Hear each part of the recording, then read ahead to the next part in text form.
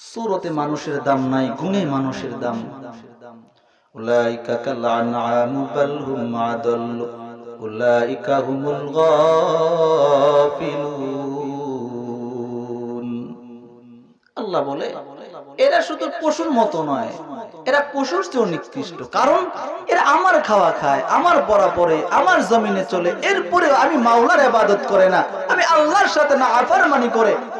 ওদের মতো নমক খারাপ পৃথিবীতে আর কেউ হতে পারে না।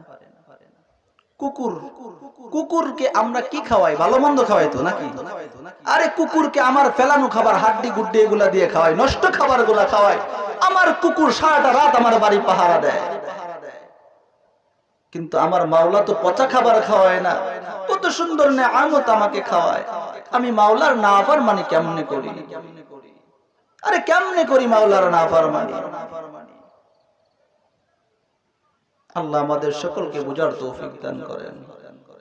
ভাইরা আমার, মানুষের মতো দেখা গেলে তাকে মানুষ বলা চলে না। মানুষের মতো দেখা গেলে যদি তাকে মানুষ বলা যাইতো, এই জমিনে মানুষের মতো কত মানুষ, রূপে মানুষ। আবু জাহেল, উতবা, সাহেবা, আবু লাহাব, নমরুদ, ফিরাউন, আল্লাহর দুশমনেরা নাফরমানি করে জাহান্নামী হয়ে অন্ধকার কবরে গিয়েছেন। এদেরকেও আল্লাহ মানুষ হিসাবে ধরতেন। কথা ঠিক না? ঠিক না? এর মুসলমান চূড়ান্ত জবাব, যদিও দেখতে মানুষ, আসলে এরা রূপে মানুষ, গুণে মানুষ হতে পারে না। এমন একটা জীবন গঠন করো যে তুমি চলে গেলে মানুষ তোমার জন্য আফসোস করে। এক মুফাসসিরিন ইকরাম বলেন, যারা তারেকে দুনিয়া,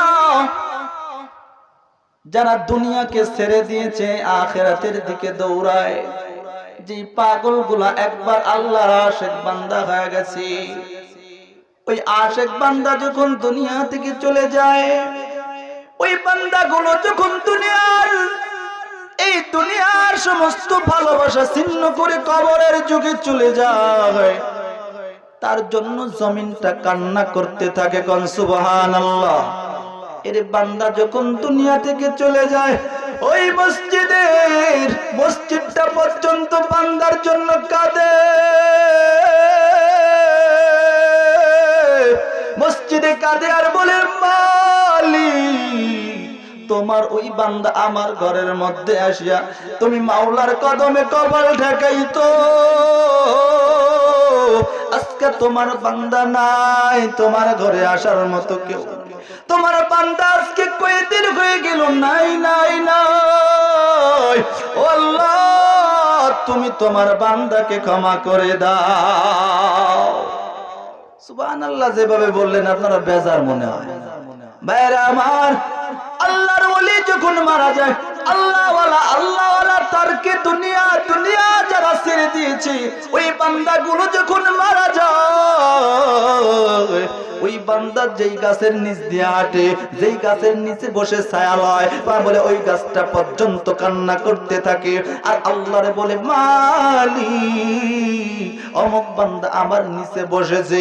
ওই বান্দা বলো, আল্লাহ, তুমি আল্লাহ ভক্ত মানুষ, বলো আল্লাহওয়ালা মানুষ, ওই বান্দা আজকে দুনিয়ায় নাই, বান্দারে মাফ করে দাও। বলে সমস্ত দুনিয়ার মাখলুক গুলা তার জন্য দোয়া করতে থাকে। আমার যে আখলাক, আমার যে চরিত্র, আমার যে কথা, আমার যে ব্যবহার, আরে বাবা, আমার ব্যবহারে তো আমার দুনিয়া তো আমার জন্য দোয়া দূরের কথা, মানুষে আমার জন্য সব সময় অভিশাপ করতে থাকে। ও গেছে দুনিয়ার বলে এলাকাটা বাইসে গেছে। কথা ঠিক না? ঠিক না? ও মরছে তো আল্লাহ ভালো করছে।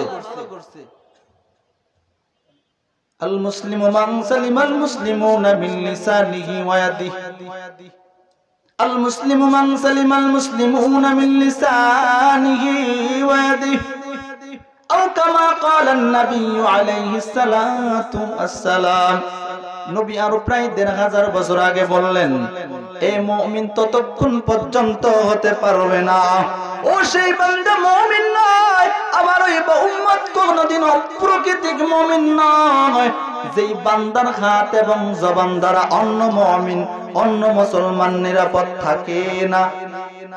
যেই বান্দার হাত এবং জবান দিয়া অন্য মুসলমান কষ্ট পায় সে কোনদিন আমি নবীর প্রকৃতিক মুমিন উম্মত হতে পারে না। আমার জবান এমন জবান হয়ে গেল, আমার জবানের আমার মা কষ্ট পায়, এই জবানে আমার বাবা কষ্ট পায়, আমার জবানে আমার স্ত্রী কষ্ট পায়, আমার জবান এমন অশালীন জবান হলো এলাকার লোক আমার জবানে কষ্ট পায়। নবী বলে তুমি মুমিন হতে পারো না।